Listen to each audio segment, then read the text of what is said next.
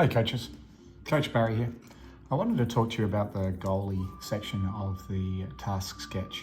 So that's this part here. We're going to draw up a space what we're going to work on. So the problem I wanted to work on for the goalie was movement in front of net. Now, what I'm going to do is I'm just going to draw up my environment. So that's going to be my environment. I'm going to draw a blue line.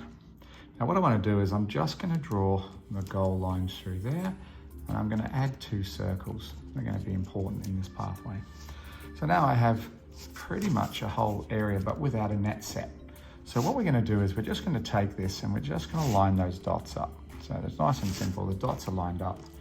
So now I just draw my net. Okay, so now what I have is a larger net area with good, as you can see, I've got the goal crease and I've got the net itself. So I've got an environment, I've got sort of a third of the ice, I'm working with a goalie. So we're going to put the goalie here, and what we're going to do is we're going to mark out what we want him to do. I'm going to run an X and an O and an X and an O. So this X is going to be a defender, this X is going to be an attacker. This X is going to be a defender, this X is going to be an attacker. For the simple game, what we're going to do is we're going to pass the puck backwards and forwards. The goalie's now going to have to track that puck backwards and forwards. So things that we want to work on, so we're going to call this game, it's going to be a 1v1 v goalie, right? Because we know it's a goalie task, but we're also working on puck protection, we're working on passing skills, we're working on all the different things that we're doing. So, you know, we understand now we've got a defender having to take a lane, we've got someone getting in the way, we've got somebody being able to pull the puck, move them around and have a shot on net.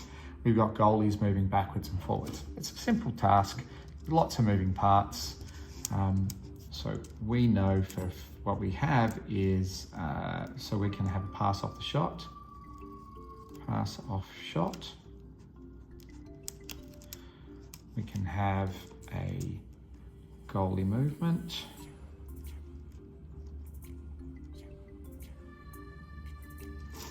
So we would also set constraints. We could say the goalie must only use T-pushes because it's the pass. We would maybe work on depth control because we know that if they're at top of the circles versus bottom of the circles, the goalie would have to move backwards and forwards.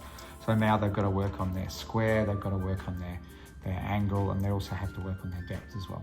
So a nice simple task, working backwards and forwards. As you can see, that's how we would use the goalie feature in the goalie space, as opposed to say small net, which would mainly be maybe shooters or breakouts or D-zone coverage and those types of things.